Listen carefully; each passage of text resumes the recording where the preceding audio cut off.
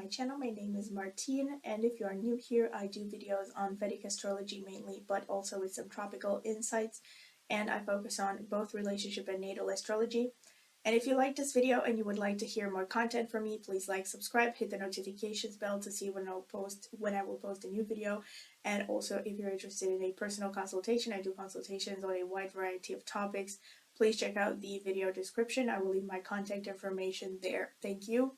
And also, as a reminder, I also do tarot readings, and if you are interested in finding out more about them, what they look like, feedbacks that I have gotten so far, I would also suggest that you email me at the email address in the video description. Okay, thank you. So today's video is going to be on a topic that I have been mulling over again for a long time. Finally, I got to the point where I decided I'm going to do it such as it is, with imperfect levels of insight, let's say. And because if you wait for the perfect level of insight and the perfect moment, it's never going to get done. So I've decided, okay, today, the day of Jupiter, Thursday, this is a good time to talk about it. Okay, so this is going to be on the Karakamsha, in one word. However, I am going to start by making some clarifications on what exactly Karakamsha is. I don't think that I have been as clear as I should have been in the video that I made before where I referenced it. Mainly, I'm talking about the video I did on Arudha Lagna versus Karakamsha. That's where I talked about both of these concepts more in depth. I still, again, stand by everything that I mentioned in that video. However, I don't think I was as clear as I should have been with respect to the actual terminology, okay? At the end of the day, terminology is not the most important thing, but I want to clear up some things, okay? So when it comes to configurations that you want to look for, everything that I said in that video still stands. However, I want to, clear up some terms, okay? So first of all, I want to start by saying the main topic of the video is to look at your basic personality, or your basic nature is a better way to put it, as derived from past life experiences, okay? The sum of past life experiences. Technically, of course, I mentioned once again that astrology goes hand in hand, especially Vedic astrology goes hand in hand with the idea of reincarnation. So if you believe in astrology, you have to also believe the fact that you have had multiple lives, and there are various ways to determine in astrology based on sometimes even the natal chart, or different divisional charts, or Varga charts as they're called in Vedic astrology, to determine characteristics that you have inherited, like your basic nature, your basic personality, and innate talents as well, things that you are naturally good at, etc. And this is what the Karakamsha mainly refers to, okay? But the clarifications that I was talking about. So first of all, you're going to have to look at the Atmakaraka, okay? So once again, the Atmakaraka, which is the planet with the highest degree in the natal chart, once again, the Atmakaraka is irrespective of which sign the planet sits in. So don't look at the fact that one planet is in Gemini, the other planet is in Aries, so therefore the planet who is in Gemini, that is in Gemini, is going to be above in degrees. That's not how you look at it. You just simply look at the degrees, okay? So if a planet is in 5 degrees Gemini and another planet, let's say Saturn, is in 10 degrees Aries, then the planet that is in 10 degrees Aries is going to be higher in degrees than the planet in Gemini, okay? So whichever planet has the highest degrees in your chart is the Atmakaraka. And the Atmakaraka is the soul's purpose in this life, okay? Once again, the Atmakaraka can be one of the 7 Karakas, or physical planets, which means the Sun, the Moon, Mercury, Venus, Mars, Jupiter, or Saturn, okay? They cannot be Rahu or Ketu. The planet with the second highest degree is called the Atmakaraka, which is basically the planet that is going to support the Atmakaraka in achieving its purpose in this life, okay? So these are two very significant points to look at when it comes to things like what you are meant to learn in this life, the qualities you're meant to develop, the lessons you are meant to learn, etc. And of course, aside from this, you also want to look at the North Node and a bunch of other things, okay? When it comes to things like karma and what kind of experiences you're meant to have in this life, etc., etc.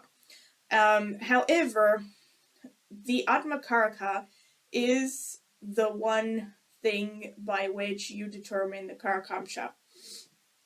Now, the thing you want to look for is what sign the Atmakaraka is placed in the Navamsha, okay? So the Atmakaraka, the Amatyakaraka, the Darakaraka, and by the way, there are a bunch of them. There are 7 of them, each of them based on which planet has the 3rd highest degree, the 4th highest degree, etc. Each of them stands for a certain area of life. But for now, I'm just talking about Atmakaraka and Amatyakaraka. Mainly Atmakaraka, okay? So you want to look for which sign it is placed in the Navamsha. You take the Atmakaraka from the D1 chart. You always take the Karakas from the D1 or the natal chart.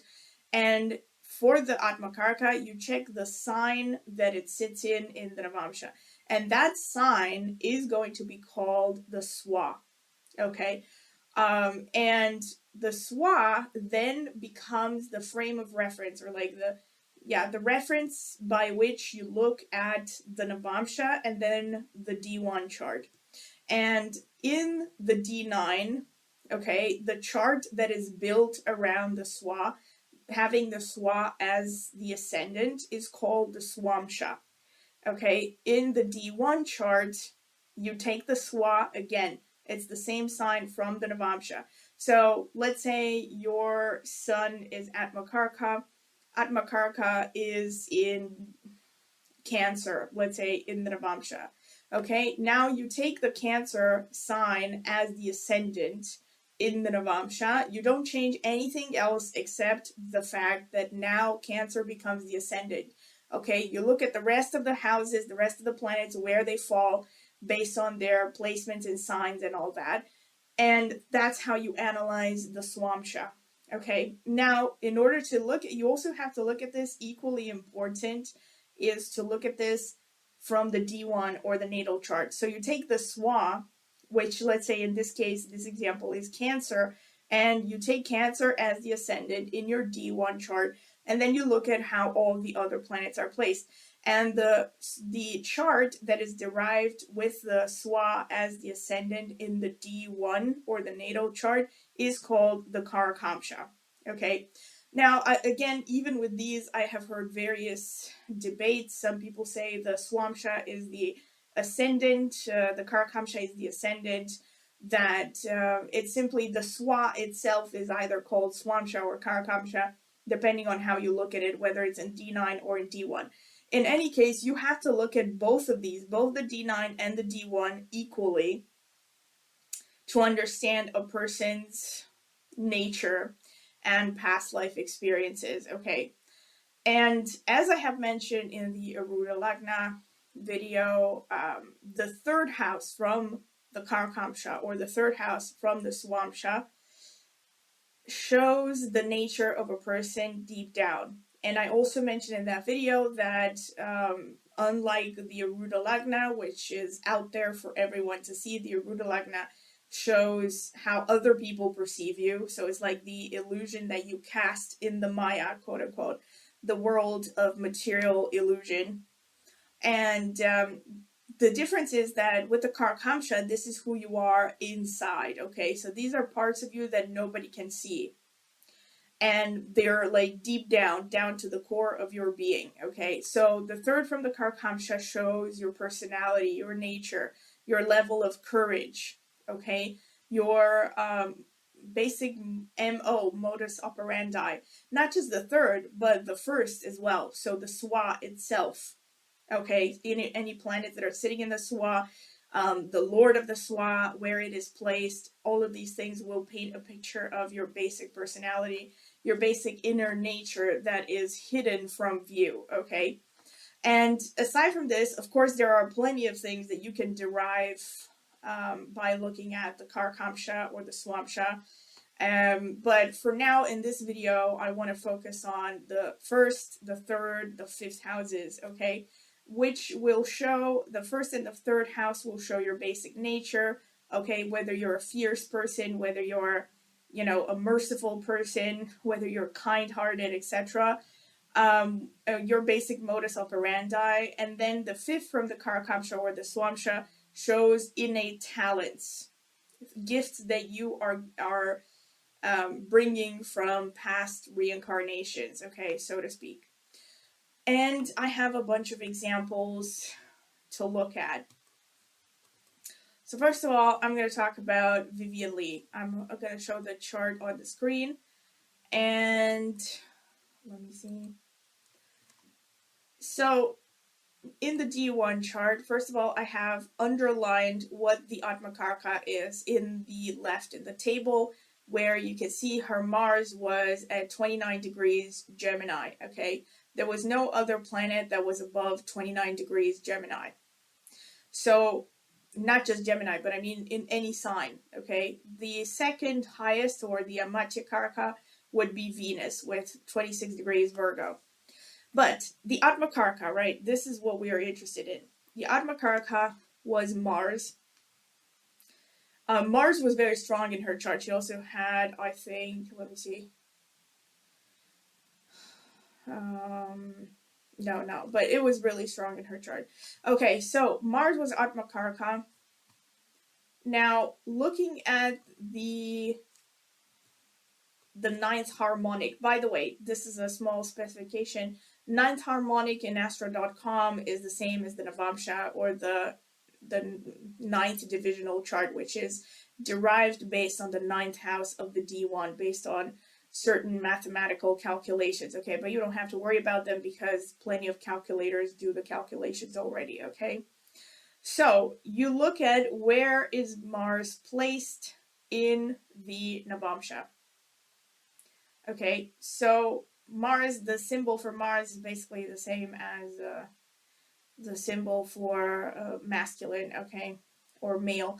And it's again in Gemini. It's in Gemini, yeah. So the Gemini sign becomes the Swa.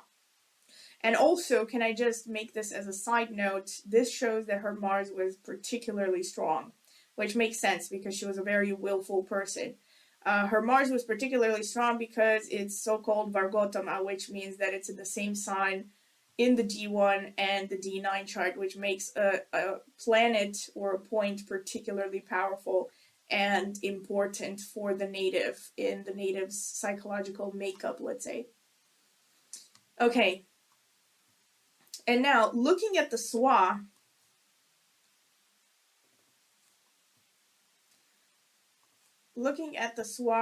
from the D9 chart, okay, the ninth harmonic chart. Again, I colored it there with high-tech technology and paint. So the Swa, looking at the Swa as the ascendant, again, you don't move anything, you just leave the planets exactly the way they are. The Swa becomes the ascendant. What do we see now? The third house, okay, first of all, right, Mars in itself is already a fierce planet, and she has Mars in the Swa. Mars is her Atmakaraka, which makes her already a very willful, tough person, okay? But then aside from that, you have the third from the Karakamsha, which is occupied by Venus and Saturn. Having a malefic in the third from the Karakamsha means that this person was basically bad to the bone, for lack of a better word. Technically speaking, it means that this person is fierce, okay? This person is tough, has a great deal of willpower, will not back down without a fight, has a great deal of willpower to achieve whatever she sets out to achieve. So already pretty high malefic energy with Mars as Atmakaraka and Saturn in the third from the Swamsha, I mean, in this case. Okay, Venus there, Venus is a benefic, so it just shows that she also has the ability to be charming, to definitely use her charms when it comes to getting what she wants, and her looks as well. Venus is about beauty and feminine seductiveness and arts, okay? Now, looking at the fifth from the Swamsha, okay, in the fifth, she has Jupiter and Mercury in Libra. So when it comes to the fifth, you also, again, you want to look at planets sitting there are going to be the strongest influence of what the person's talents are from past lives. Where the Lord of the house is, what aspects does the Lord of the house receive from other planets? All of these things are going to paint a picture. So, fifth house from the Karakamsha, occupied by Jupiter and Mercury, shows that this person was very intelligent, okay? Mercury means ability to communicate. Jupiter means ability to learn. So these were her innate talents, okay? Her innate talents were her communication skills. Aside from that, Venus being the ruler of the fifth, because the fifth is in Libra, as you can see the sign symbol there, okay? The ruler of the fifth is Venus, and it's conjunct Saturn. So another part of her innate talents was her artistic ability, her beauty, and Saturn conjunct Venus shows a person who's very disciplined, okay? So the ability to diligently work for what she wants. That's another way to interpret it, okay? Let me see. Also, Saturn aspects the fifth from the Karakamsha by third aspect, the aspect of willpower and directed willpower. Let me put it like that, okay? Because Saturn is in Leo, third from Leo is Libra. So this just further heightens the person's innate ability to be disciplined and hardworking. Okay. So this is the Swamsha, but now we also equally have to look at the Karakamsha. Okay, so again, you take the natal chart this time and you look at the Swa. Okay, look at this time the third from the Swa, from the Karakamsha, is empty. Okay, but Lord of the third from the Karakamsha, which is the Sun, falls in the fifth house. Now this is even more telling for her because the Sun is the planet of dramatic arts.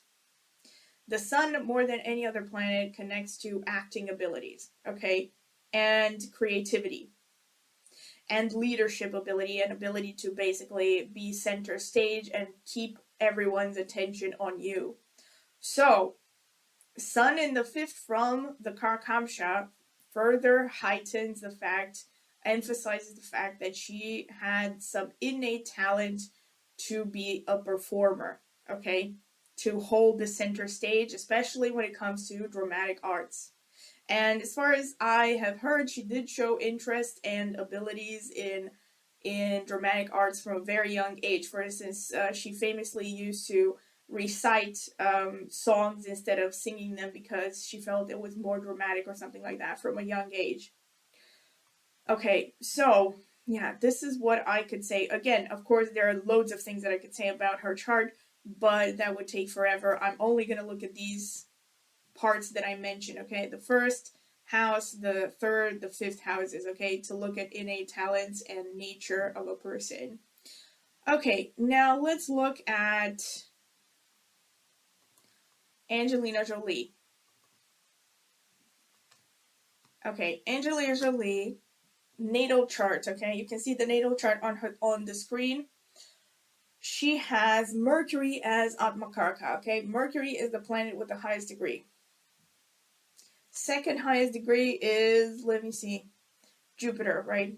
Jupiter is at 23 degrees, 54 minutes. But we're not going to look at that, right? That's the Atmakaraka. That's the planet that's going to help the Atmakaraka to achieve its goal. But we're not interested in that, okay? So Atmakaraka is Mercury. Now, looking at the D9. Okay. Mercury is sitting in Virgo. Mercury is sitting in Virgo. Virgo becomes the Swa. And looking at the rest of the D9, the Navamsha chart from the Swa, okay? First of all, she has a malefic in the Swa. So she has Mercury conjunct Rahu in the Swa. Already shows a person who is first of all, very intelligent. Mercury conjunct Rahu is a person who's an inborn salesperson. You know, a person who's very sly, knows how to sell themselves. Very good communication abilities, especially since it's in Virgo. Wait, Mercury in her D1 was in Taurus. Okay. So very intelligent person, okay? Good communicator. Virgo means sharp mind. So, okay, first of all, then a malefic in the Swa shows a person who's pretty tough innately. Okay, so has like this inner toughness, does not back down easily. Again, pretty determined, which makes sense. It makes sense that actors would have these because, especially as a woman in acting, they have to be really tough to make it. Okay, and the third from the Swa is Scorpio. There are no planets in Scorpio. However, if you look across the circle from Scorpio, you see Saturn in Taurus, which is aspecting the third from the Swamsha, or the Swa. Okay, so this shows the person does have an inner toughness for sure. Already there are two malefics here aspecting the Swa, so one of them sitting in the Swa, Rahu, Saturn aspecting the third house from the Swa. Okay, a person who has a strong willpower and determination. And then we have the fifth from the Swa, which is Capricorn. It's empty. However, Saturn, the ruler of the fifth, is, let me see, where is it? Yeah, Saturn is in Taurus in the ninth from the Swa. It's really interesting because it's not, let me see, it's not aspected by, nope, it's not aspected by other planets. It's not aspected, let me see. Well, it is aspected by Rahu's ninth aspect. Okay, so Rahu just further emphasize. By the way, it's important to mention that Rahu has to deal with technology. Okay, and for an actor in today's world, I think even more than in the older days, because Vivien Leigh started out as a stage actress, for instance, but for an actor who starts on the silver screen and all that, now YouTube, Netflix, whatever, they have to be strong in Rahu because Rahu shows media popularity, okay, shows technology, the use of technology, and mainstream usage of technology, okay? So, yes, Rahu is aspecting the Lord of her fifth from the Swa, which is the fifth from the Swa is the innate talents, okay? And it's ruled by Saturn, which is aspected by Rahu, and Saturn sits in Taurus, which is a sign ruled by Venus, which shows not dramatic arts, but it shows art. However, Saturn is in Kritika Nakshatra, which is ruled by the Sun, which again, Kritika is one of the nakshatras that is most connected to acting. Okay, again, because it's ruled by the Sun, it's the queenly, quote unquote, nakshatra that likes to be center stage. And Kritika prominent people tend to be really good actors or have good oratory abilities, okay? So, yes, but the main talent, I would say, derived from this Swa situation in the D9 chart is perseverance, okay? A person who does not back down easily. Also, ability to make use of technology, media. Okay, being, for instance, things like being photogenic and telegenic, these are things that you would expect through Rahu influence. And now looking at the Karakamsha and the D1, again, third from the Karakamsha occupied by Rahu in Scorpio. Malefic influence. Okay, a pretty tough person, a person who again doesn't back down easily, but also let's not forget that Rahu is pretty good at using deception. Okay, using deception and basically anything that implies mass manipulation can also be seen by Rahu. Not saying this is absolutely the case, but you know, Rahu is kind of like the magician. You know, they like to play tricks in order to sell something, an image, for instance. Okay, so yes, Rahu in the third shows a tough person, and then the fifth from the Karakamsha is ruled by again Capricorn. Saturn is in Gemini this time, and what I have marked there with pencil in paint is the fact that Mars is aspecting Saturn as well by fourth aspect. Okay, so this shows the ability to again be disciplined, and this time being in Gemini, Saturn being in Gemini, shows the ability to be disciplined in matters to do with communication. Okay, and also a person who has been disciplined when it comes to using their physical body as well, which makes sense because she has also acted in a lot of action movies. Okay, let's see what else. Yeah, pretty much this is it. Okay, so the main characteristics: discipline, oratory abilities, acting abilities. Okay, not surprising. Then looking at Bill Gates, looking at the D1 chart, Saturn is Atmakaraka. Saturn is the planet with the highest degree. Okay, now looking at Saturn in the D9, Saturn falls in Gemini. Loads of like the examples I found are like all Gemini and Virgo. It doesn't matter. So Saturn falls in Gemini. Gemini becomes the Swa. Okay. Now, creating a chart based on the Swa in the Navamsha or the D9 divisional chart or harmonic chart as it's called in tropical astrology, we can see some characteristics here. First of all, Mars and Venus are in the Swa. Okay, so he already, again, like Vivien Leigh, LOL, who would have thought they have something in common? It shows a person with very strong willpower. Okay, very strong willpower, strong determination. Let's not forget Mars, Venus, Saturn, all conjunct a person who's extremely creative and very disciplined in pursuing their ambitions. Saturn also happens to be in Ardra Nakshatra, which, among many other things, is also connected to technology. It's also a nakshatra ruled by Rahu. Okay, so I think, again, among most nakshatras, I would say Ardra maybe is the most connected to things like technology, information technology, I mean. Okay, and these are innate characteristics, personality, things that he does naturally, natural interest, and all that stuff.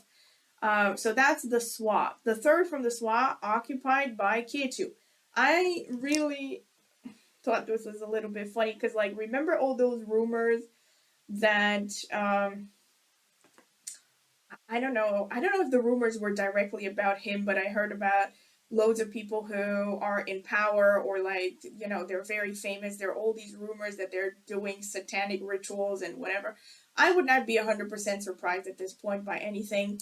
But Ketu in the third from the Karakamsha would definitely show a person who might actually use things like supernatural things to get what they want. Things like spells and conjurings and whatever. Yes, I know some people are going to think that that's totally crazy, but believe me, I know. I mean, I came across people who have done these kinds of things, and there is stuff out there that we cannot fully explain. I know it sounds kind of X-Files, but I would not be totally surprised if he would be involved in some kind of weird secret societies and stuff. Because Ketu likes to use these kinds of things. Ketu likes to use, secret, hidden forces, energies. But aside from that, Ketu also is an influence that shows a lot of intelligence, in a lot of abstract intelligence, okay? Can be mathematics oriented intelligence. And also, if you pay attention to his chart, Ketu also happens to sit in the ascendant of the Navamsha, the Lagna of the Navamsha. And if you remember when I did that video on Ketu, the Ketu archetype, I mentioned that people who have Ketu in the first, the fifth, or the ninth of the Navamsha are people who can see through the Maya, okay? People who can perceive universal truth. So it does make sense to me that he is an incredibly intelligent person. And also Ketu is conjunct his Mercury. Very strong abilities in the abstract sciences, okay? But the first and the third from the Swamsha, the first and the third houses, are mainly about his basic modus operandi, his personality, abilities, and all that stuff, maybe interests as well, things that he naturally directs his energy towards. However, the talents that are passed down from many generations are the fifth from the Swamsha, or the Swa. And the fifth from the Swa falls in Libra. Again, it's empty. There are no planets in Libra. The arrow there is me pointing out to the ruler of Libra, which is Venus, and so it points back to his Swa situation, okay?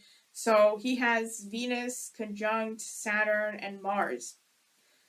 Let me see. The ruler of the 12th. This gets interesting, okay? Because Venus rules the 5th, and the 12th from the Swa. Mars rules the 11th and the 6th from the Swa. Saturn rules the 8th and the 9th from the Swa. So he has this massive conglomeration of energies here, using hidden information, higher knowledge, meditation. And there's a repeating theme already of some occult stuff, or this may not be necessarily occult, it could just deal with the stuff that, is talked about him, that he uses people's private information. Or like the fact that he is very secretive, he makes use of information secretly, because that's shown by the 8th house lord being connected to the 5th from the Swa, and also the Swa itself, okay? In any case, again, this is a person very disciplined. Interesting, because so far Saturn is prominent, okay, and all these people who are highly achieving, because Saturn rules hard work and discipline, okay? So his natural ability has to deal with, and let's not forget also that Mars rules engineering, all branches of engineering. Mars and Saturn together are one of the strongest indications of a person's interest in engineering. And his Saturn happens to be also in Ardra, which rules IT. Makes a lot of sense, okay? So this person really has innate abilities in this field of engineering, a very engineering mind, okay? Let's see. And also Rahu aspects this, okay, from the 9th, from the Swa. Okay, Rahu's in Aquarius, and it aspects Gemini by 5th aspect. So it adds even more interest towards avant-garde, the state-of-the-art technology, being on the forefront of technology and all that stuff, okay? So I think it's explained. And very creative as well. So not only is he focused on engineering, but he's very creative. And these are innate abilities, okay? Things that he has inherited from past lives. Now let's look at the Karakamsha in the D1 chart, okay? The Swa, Gemini. Wow, okay, I really drew a lot of lines here. And here, more interestingly, the 3rd from the Swa, the third from the Karakamsha, in the natal chart, he has Jupiter in Leo. Okay, so shows a person who is going to use knowledge, okay, as his primary modus operandi. Of course, Jupiter does not always necessarily show a very benefic influence. Jupiter just shows, you could even connect Jupiter to big data, for instance, because Jupiter is expansion, everything grand scale, and Jupiter also rules higher education, higher knowledge, like, knowledge, higher knowledge institutions, etc., etc. And then the fifth from the Karakamsha, occupied by the Sun, Venus, and Saturn. Again, strong Saturn influence, okay? Sun, creativity, Venus, creativity, oratory abilities, discipline. Let me see, what else? And the fact that, like I pointed all the arrows of what these planets rule, okay, so it's the Sun rules the third from the SWA. What is this? Venus rules the 12th from the SWA. Venus also rules the fifth from the SWA, in which it already sits. So he has this great conglomerate of the rulers of the third, the 12th, the fifth, the ninth, and the eighth houses, just like in the in the Swamsha to a large extent. They were all connected to the fifth house, his house of natural innate abilities and interests, okay? So a person who's capable of using secret information, higher knowledge, also foreign contacts, and a lot of bravery, a lot of willpower, okay, to achieve things.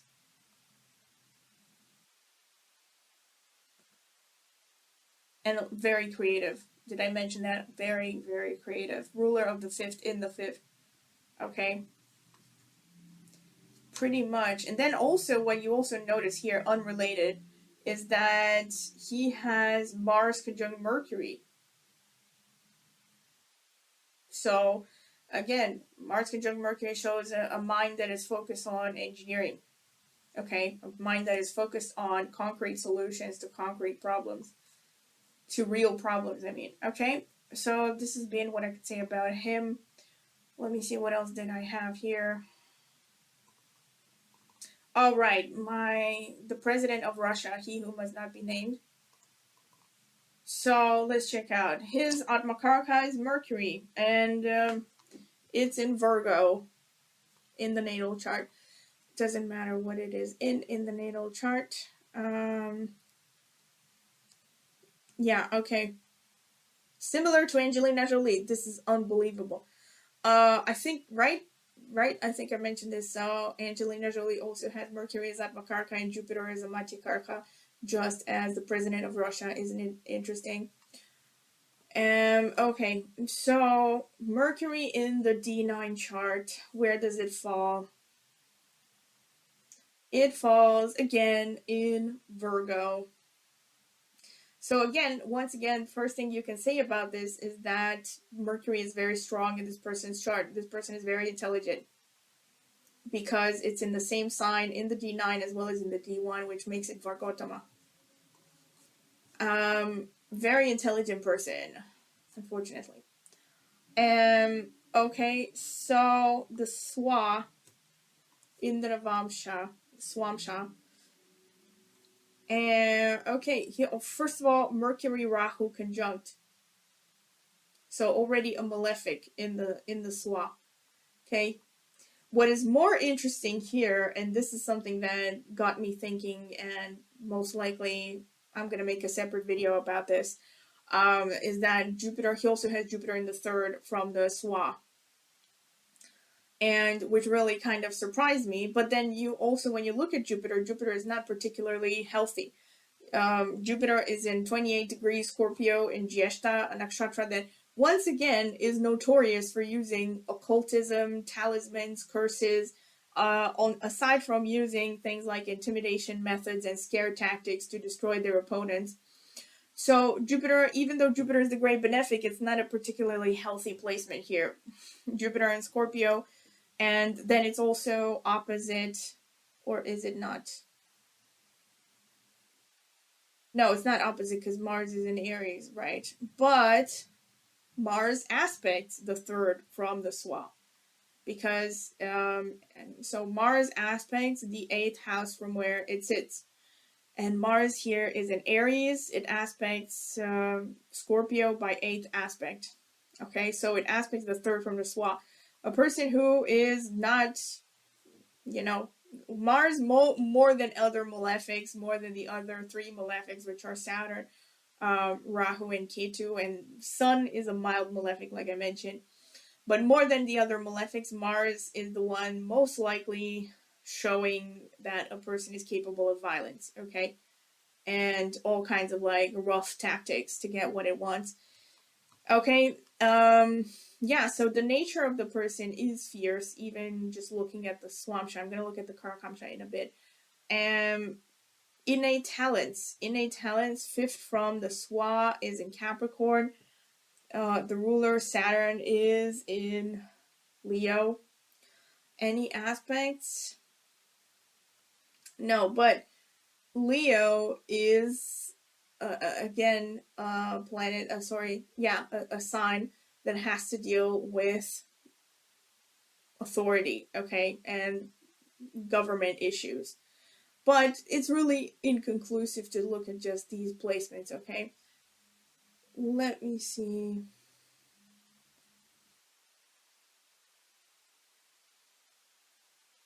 But yeah, pretty much this is what I can say from the SWA.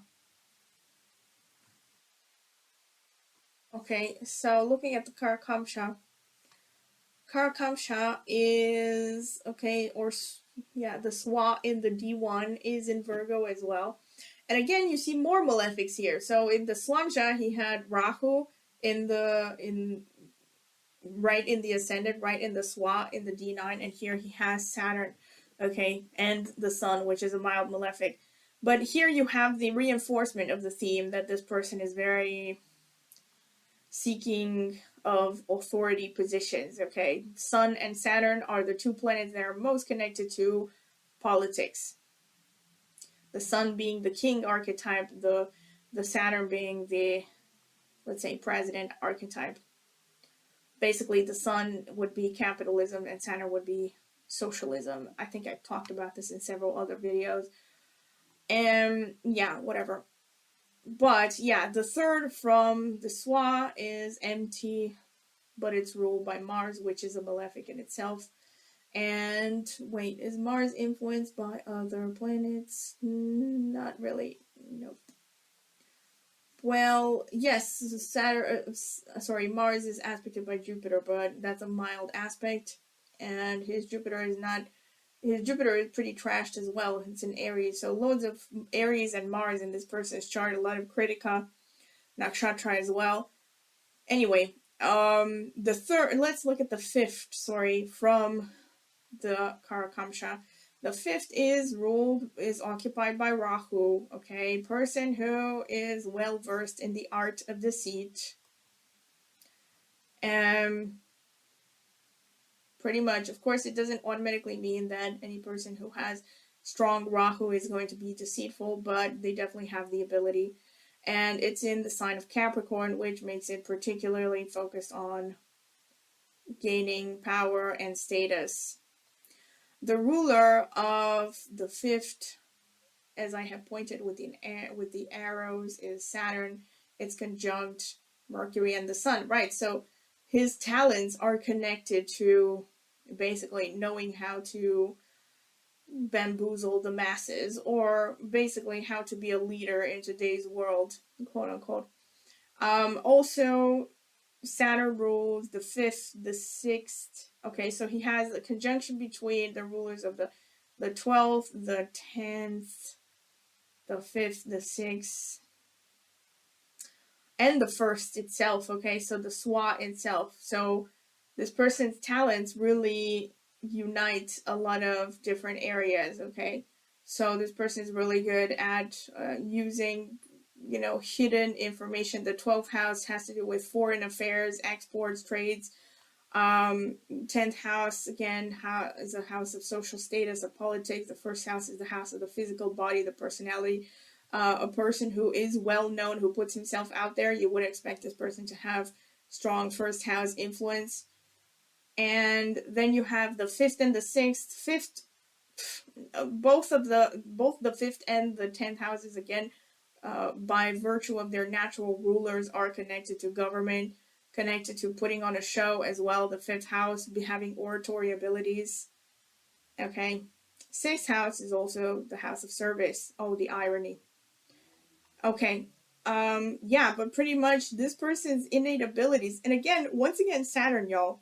Like, Saturn is really powerful, for instance, in apparently in the charts of people who really achieve great things, because Saturn has to deal with discipline and hard work, like I have mentioned. But not just that, according to some astrologers that I came across, Saturn, especially for a politician or for a public person, actually rules the beggar archetype, quote unquote. And I have mentioned this as well in some other videos. And because of that, you would expect people who are popular to have strong Saturn influence, because they need to get out there and, quote, beg for attention or beg for support. For instance, a politician has to beg for votes, quote unquote. So that's one way to look at it, okay? And it's really fascinating here, because his Saturn and Sun are conjunct, and they're so prominently placed in his Karakamsha, which shows that for him, the president and the king archetype are uniting together, which, is typical for someone who has dictatorial tendencies.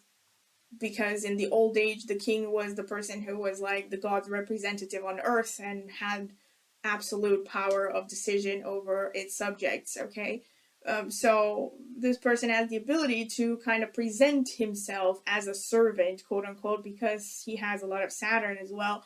But ultimately, his Saturn is conjunct the sun, so he's kind of like the wolf in sheep's clothing, if you know what I mean. Okay, so yeah, this is pretty much the examples that I came across. And once again, if you have enjoyed the video, please like, subscribe, hit the notifications bell to see when I will post a new video. And also, if you're interested in a personal consultation, I do consultations on a wide variety of topics. Please check out the video description. I will leave my contact information there. Thank you.